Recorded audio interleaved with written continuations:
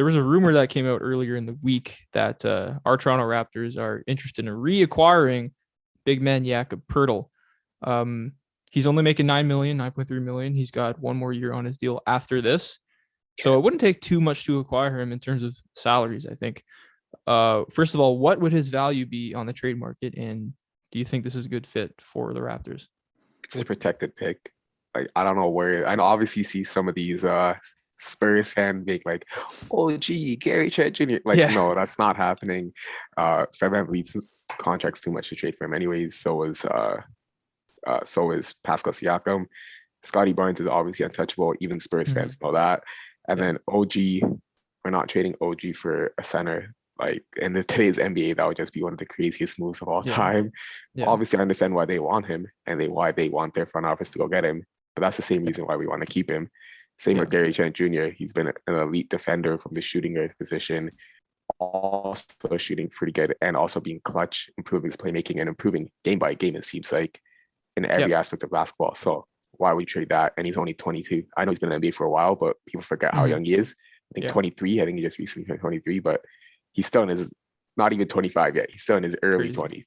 Like, he's going to be here for a while. Same with OG. OG's in his early 20s. So those two are staying. That's not happening. So that's our whole starters. We're basically not getting traded for him. So we look at the bench and we're like, we don't have anyone who's a straight up equal value for him. Like, whether that be Precious, whether that be Boucher. So you're going to have to attach a pick. Obviously, the discussions right now are probably the protection of the first pick. Probably the Spurs want to least protect as possible. They said, all right, get a top 10 protected, top 5, something like that. Whereas the Raptors want like a top 14, top 15 protected pick to go out instead to get him. So it's probably going to be Boucher plus a protected pick. They're just working on the protections right now. Yeah. In a vacuum, I like this. I like him on the Raptors. I mean, he's just kind of a plug and play big man. He can play 20 minutes. He can play 35 minutes if you want him to. He's averaging a block and a half per game, shooting 60% from the field. Other than shooting, like he doesn't shoot threes at all, and he's one of the worst free throw shooters in the NBA.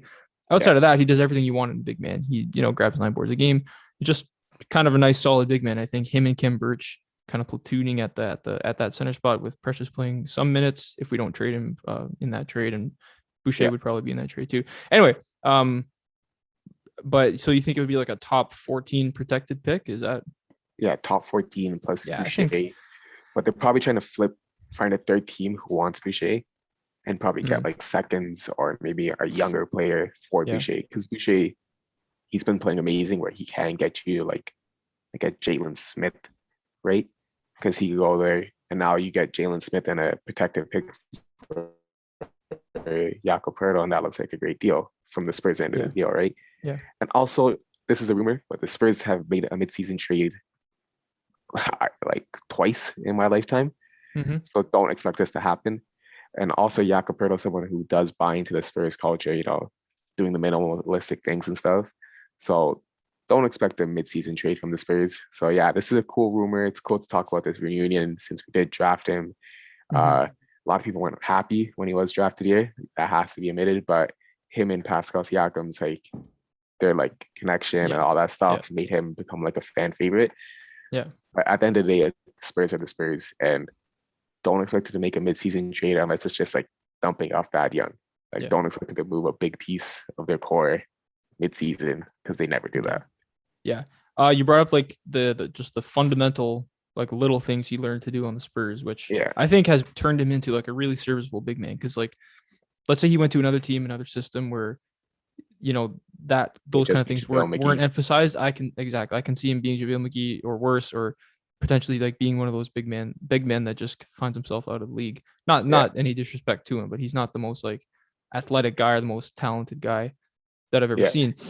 But he's really good at doing those fundamental little things now. So I think he's a nice piece to have. I would definitely take him at that price. Thanks for watching. Subscribe here so you never miss the best clips from Stretch the Floor. Hit the links in the description below to find us on all podcast platforms, and follow us on Instagram.